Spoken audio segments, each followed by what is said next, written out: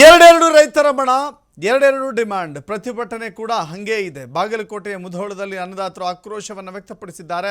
ಕಾರ್ಖಾನೆ ಆರಂಭಕ್ಕೆ ಆಗ್ರಹಕ್ಕೆ ಒಂದು ಬಣ ಪ್ರತಿಭಟನೆ ಮಾಡ್ತಾ ಇದೆ. ಸಕ್ಕರೆ ಕಾರ್ಖಾನೆಯನ್ನು ಆರಂಭ ಮಾಡಿ ಅಂತ. ರೈತರ ಹೋರಾಟದಲ್ಲೂ ಕೂಡ ಎರಡು ನಿಲುವುಗಳು.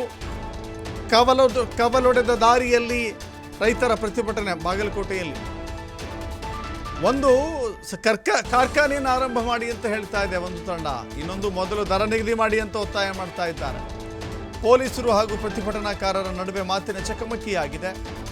ಮುಧೋಳದ ಸಂಗೊಳ್ಳಿ ರಾಯಣ್ಣ ವೃತ್ತದಲ್ಲಿ ಪೊಲೀಸ್ ಬಂದೋಬಸ್ತ್ ಮಾಡಲಾಗಿದೆ. ಸ್ಥಳಕ್ಕೆ ಎಸ್ಪಿ, ಎಎಸ್ಪಿ, ಡಿವೈಎಸ್ಪಿ ಭೇಟಿ ಕೊಟ್ಟಿದ್ದಾರೆ. ಎರಡು ಬಣಗಳ ಜೊತೆ ಚರ್ಚೆ ಮಾಡಿ ಮುಂದಿನ ತೀರ್ಮಾನವನ್ನು ತೆಗೆದುಕೊಳ್ಬೇಕು ಅಂತ ಹೇಳಿ ಪೊಲೀಸರು ಇನ್ನೂ ಕೂಡ ಚರ್ಚೆಯಲ್ಲಿ ಮುಂದುವರೆದಿದ್ದಾರೆ. ರೈತರ ಜೊತೆ ಸಭೆಯನ್ನು ಕೂಡ ಮಾಡ್ತಾ ಇದ್ದಾರೆ. ಇನ್ನು ರೈತರ ಜೊತೆ ಇಷ್ಟೊಂದು ಉದ್ವಿಗ್ನ ಮತ್ತು ಉದ್ರಿಕ್ತಗೊಳ್ತಾ ಇರುವಂಥ ರೈತರ ಜೊತೆ ಬಾಗಲಕೋಟೆ ಉಸ್ತುವಾರಿ ಸಚಿವ ಆರ್.ಬಿ. ತಿಮ್ಮಾಪುರ, ಮುಧೋಳದ ಶಾಸಕರು ಕೂಡ ಹೌದು. ಮುಧೋಳದ ಶಾಸಕರು ಮುಧೋಳದಲ್ಲೇ ನಡೀತಾ ಇರುವಂಥ ಪ್ರತಿಭಟನೆ ಅದು. ಸೊ ಹೀಗಾಗಿ ಆ ಪ್ರತಿಭಟನೆಯನ್ನು, ಆ ಬೇಡಿಕೆಗಳನ್ನು, ಅಹವಾಲುಗಳನ್ನು ಆಲಿಸಿ ಅದಕ್ಕೆ ಪರಿಹಾರವನ್ನು ಕಂಡುಕೊಳ್ಳುವ ನಿಟ್ಟಿನಲ್ಲಿ ಸಚಿವರು ಮುಂದಾಗ್ತಾ ಇದ್ದಾರೆ. ಇವತ್ತು ಸಭೆಯನ್ನು ಮಾಡ್ತಾ ಇದ್ದಾರೆ. ಬಟ್ ಇಲ್ಲಿ ರೈತರ ಗೊಂದಲದ ನಿಲುವುಗಳಿದ್ದಾವೆ. ಕವಲೊಡೆದ ದಾರಿಯ ರೀತಿಯಲ್ಲಿ ಬೇಡಿಕೆಗಳ ಆಗ್ರಹ ಇದೆ. ಒಂದು ಕಡೆ ಫಸ್ಟ್ ಕಾರ್ಖಾನೆ ಓಪನ್ ಮಾಡಿ ಅಂತ, ಇನ್ನೊಂದು ಕಡೆ ಫಸ್ಟ್ ರೇಟ್ ಫಿಕ್ಸ್ ಮಾಡಿ ಅಂತ. ಸೊ ಇವೆರಡರಲ್ಲಿ ಹಾಗೆ ಮುಂದುವರಿತಾ ಇದೆ. ರೈತರು ಒಮ್ಮತದ ನಿರ್ಧಾರಕ್ಕೆ ಬರಬೇಕಿದೆ. ಆನಂತರದಲ್ಲಿ ಹೋರಾಟದ ರೂಪುರೇಷೆಯನ್ನು ಸರಿಪಡಿಸಿಕೊಳ್ಳಬೇಕಾದ್ರೆ ಮಿನಿಸ್ಟರ್ ಇದಕ್ಕೆ ಯಾವ ಮದ್ದನ್ನು ಕಂಡುಕೊಳ್ತಾರೆ ನೋಡಬೇಕಾಗಿದೆ.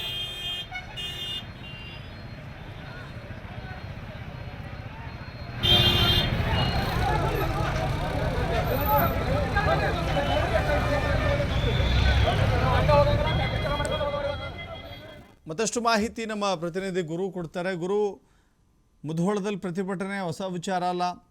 ಬಾಕಿ ಪಾವತಿಗಾಗಿ ಪ್ರತಿ ವರ್ಷವೂ ಕೂಡ ರೈತರು ರಸ್ತೆಗಿಳಿದೇ ಹೋರಾಟ ಮಾಡುವಂಥ ಅನಿವಾರ್ಯ ಸ್ಥಿತಿ. ಈಗ ಒಂದು ಕಡೆ ಕಾರ್ಖಾನೆ ಆರಂಭ ಮಾಡಿ ಅಂತ, ಇನ್ನೊಂದು ಕಡೆ ದರ ಫಿಕ್ಸ್ ಮಾಡಿ, ರೇಟ್ ಫಿಕ್ಸ್ ಮಾಡಿ ಅಂತ ಸಚಿವರು ಯಾವ ತೀರ್ಮಾನವನ್ನು ತೆಗೆದುಕೊಳ್ತಾರೆ? ರೈತರು ಒಗ್ಗಟ್ಟಿನ ಒಮ್ಮತದ ಆಗ್ರಹವನ್ನು ಮಾಡುವ ನಿಟ್ಟಿಗೆ ಬರಬಹುದಾ? ಏನು ಸಾಧ್ಯತೆಗಳಿದ್ದಾವೆ?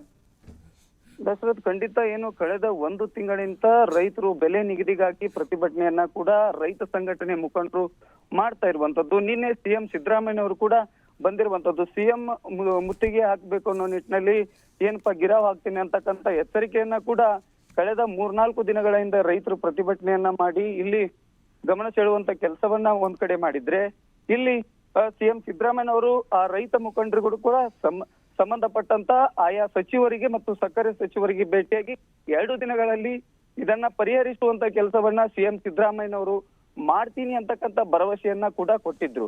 ಆದ್ರೆ ಇವತ್ತು ಬೆಳಗ್ಗೆಯಿಂದಲೇ ಒಂದು ನಿರಾಣಿ ಕಾರ್ಖಾನೆಗೆ ಸಂಬಂಧಪಟ್ಟಂತ ಕಾರ್ಮಿಕರು ಮತ್ತು ಅಲ್ಲಿಯ ಕಬ್ಬು ಬೆಳೆಗಾರರು ಏನಿದ್ದಾರೆ, ಕಬ್ಬು ಬೆಳೆಗಾರರು ನಿರಾಣಿ ಕಾರ್ಖಾನೆಗೆ ಸಂಬಂಧಪಟ್ಟ ರೈತರು ನಾವು ಪ್ರತಿ ಬಾರಿ ನಿರಾಣಿ ಕಾರ್ಖಾನೆಗೆನೆ ಏನು ಕಬ್ಬು ಕಳಿಸ್ತೀವಿ, ಅದು ಯಾವೇ ರೀತಿ ನಮಗೆ ಮೋಸ ಆಗಿಲ್ಲ ಅಂತಕ್ಕಂಥ ಒಂದಿಷ್ಟು ರೈತರು ಪ್ರತಿಭಟನೆ ನಿರಾಣಿ ಕಾರ್ಖಾನೆ ಪರವಾಗಿ ಪ್ರತಿಭಟನೆ ಮಾಡಿದ್ರೆ, ಇನ್ನೊಂದು ಕಡೆ ಬೆಲೆ ನಿಗದಿಯನ್ನ ಮಾಡಿ ನಮಗೆ ಸೂಕ್ತ ಬೆಲೆಯನ್ನ ಕೊಡಬೇಕು, ಅದಕ್ಕೆ ಸೂಕ್ತ ಪರಿಹಾರವನ್ನ ನಮಗೆ ಬೆಲೆ ನಿಗದಿಗೆ ಮತ್ತು 114 ರೂಪಾಯಿ ಬಾಕಿ ಹಣವನ್ನ ನೀವು ನೀಡಬೇಕು ಅನ್ನೊಂದಿಷ್ಟು ವಿಚಾರವನ್ನ ಈ ಕಡೆ ಭಾಗದ ರೈತರು ಪ್ರತಿಭಟನೆ ಕೂಡ ಮುಂದಾಗಿರುವಂತದ್ದು. ಸ್ಥಳೀಯ ಸಂಬಂಧಪಟ್ಟಂತೆ 2 ಮುಧೋಳ ಕ್ಷೇತ್ರದಲ್ಲಿ ಅತಿ ಹೆಚ್ಚು ಕಾರ್ಖಾನೆಗೆ ಸಂಬಂಧಪಟ್ಟಂತ ರೈತರು ಪ್ರತಿಭಟನೆ ಮಾಡಿ ಬಿಲ್ಲನ್ನ ಪಡೆದುಕೊಳ್ಳುವಂತ ಪರಿಸ್ಥಿತಿ ನಿರ್ಮಾಣ ಆಗಿರುವಂತದ್ದು. ಮತ್ತು ಪ್ರತಿ ಬಾರಿ ಏನು ಕಬ್ಬಿನ ಹಂಗಾಮ ಪ್ರಾರಂಭವಾಗಿದ್ದಾದ್ರೆ ಇಲ್ಲಿ ರೈತರು ಪ್ರತಿಭಟನೆ ಮಾಡಿ ಬೆಲೆ ನಿಗದಿಯನ್ನ ಘೋಷಣೆ ಮಾಡುವಂತ ಸ್ಥಿತಿ ಇವತ್ತು ಮತ್ತೆ ನಿರ್ಮಾಣ ಆಗಿರುವಂತದ್ದು. Dasharath, yes, thank you. ಅವರ ಪರವಾಗಿ ಅವರು ಪ್ರತಿನಿಧಿ ಕಳಿಸಿಕೊಟ್ಟಿದ್ದಾರೆ.